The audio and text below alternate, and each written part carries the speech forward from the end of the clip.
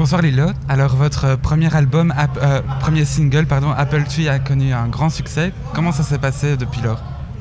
Depuis lors, ce qui s'est passé depuis, c'est qu'on prépare l'album, quoi. Donc on est en train, il va rentrer en mix, donc toutes les chansons sont faites. On a été enregistré avec Jérôme Mardaga, Geronimo, dans un petit gîte en pleine nature pendant 8 jours. On a enregistré tout l'album.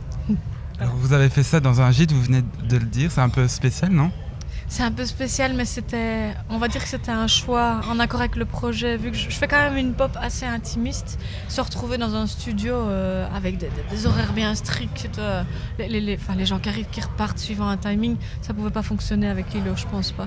Donc non, on a enregistré tout devant une porte-fenêtre avec une petite rivière, des arbres et tout, c'était juste magique, quoi. Alors vos chansons racontent votre quotidien, vos inquiétudes, etc. D'où puisez-vous votre intuition? D'accord. Comme tu viens de dire, donc les petites choses simples de la vie en général, c'est les choses... En gros, si je devais résumer vraiment, c'est les choses à côté desquelles on passe complètement parce qu'on a un train de vie beaucoup trop rapide.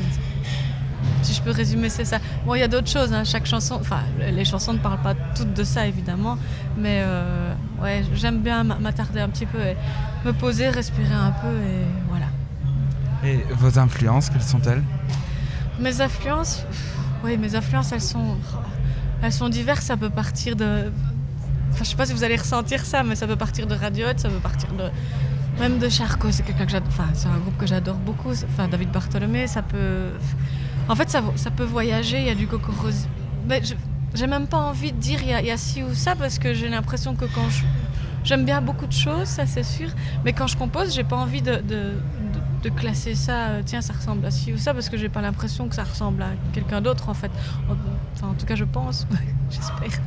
Alors ce soir, vous chantiez sur la scène du Hall de Crier. C'était la première fois ici à R? C'était la première fois à R, oui. Et c'était la première fois surtout en groupe. Donc on était 3 ce soir. D'habitude, je suis toute seule sur scène avec mes backings. Et voilà, donc c'était une grande première, ouais. C'est un groupe qui va vous suivre pour votre premier album? Je pense que oui. Probablement, oui, oui, voilà. C'est une première, c'était vraiment le tout premier concert aujourd'hui, donc on a pu remarquer qu'il y avait des choses qui fonctionnaient, d'autres qui fonctionnaient moins bien, donc on va devoir réajuster un petit peu certaines choses et voilà, pour être bien prêt pour la suite. Ouais. Justement, vous ressentez une évolution à la suite des concerts que vous donnez? Oui, surtout, oui. Pour moi, oui. Je suis quelqu'un d'assez timide, donc le fait de m'être retrouvée sur scène toute seule depuis 1 an et demi, j'étais obligée de prendre mes marques en tout cas et de... m'asseoir et savoir un peu... Au début, les concerts, ils filaient à une vitesse pas possible. Et puis, au fur et à mesure, je suis arrivée à me poser pour arriver à quelque chose de plus assumé, de plus réfléchi, de plus... Voilà. Mais ici, de nouveau, en groupe sur scène, c'est tout nouveau. Donc, c'est une nouvelle aventure, quoi. Alors, cette édition du Belzik célèbre leurs 10 ans. C'était une affiche 100% belge. Un petit mot sur la scène musicale belge en ce moment? Je trouve que la scène musicale belge, elle est vachement bien, hein. On passe une super soirée. C'est super. Moi, je suis très fière d'en faire partie. Merci beaucoup et bonne soirée à vous.